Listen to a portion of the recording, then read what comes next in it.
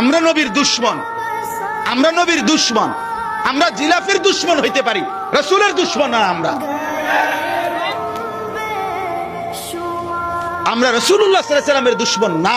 প্রয়োজনে যদি বলে রাজপথে, প্রয়োজনে যদি খোলা ময়দানে নবী প্রেমের জন্য তুমি কোন প্রমাণ দিতে হয়, কোন মহব্বত দেখাইতে হয় তুমি বলো, আমরা কওমির লক্ষ লক্ষ আলেম দেখাবো রাসূল প্রেমের কোন নমুনা দেখাইতে হবে। তুমি বলো কি করতে হবে, বলো নবীর প্রেমে কি করতে হবে কও। রাসূলুল্লাহ সাল্লাল্লাহু আলাইহি ওয়াসাল্লামের মহব্বতে কি দেখাইতে হবে সেটা বলো। রাসূলুল্লাহ সাল্লাল্লাহু আলাইহি ওয়াসাল্লামের মহব্বতে যদি বলেন দাড়ি রাখতে হবে, আমরা দাড়ি রাখি না। রাসূলুল্লাহ সাল্লাল্লাহু আলাইহি ওয়াসাল্লামের মহব্বতে যদি বলেন মিসওয়াক করতে হবে, আমরা মিসওয়াক করি না। রাসূলুল্লাহ সাল্লাল্লাহু আলাইহি ওয়াসাল্লামের মহব্বতে দস্তরখান বিছাইতে হবে, আমরা দস্তরখান বিছাই না।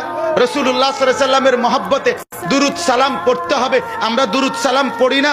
রাসূলুল্লাহ সাল্লাল্লাহু আলাইহি ওয়াসাল্লামের মহব্বতে মদিনা রওজা পাকে যাইতে হবে, আমরা ইনশাআল্লাহ কসম করে বলি বাংলাদেশে কওমি মাদ্রাসার আলেমদের চাইতে বেশি কেউ মক্কা মদিনার জিয়ারতে যায় না।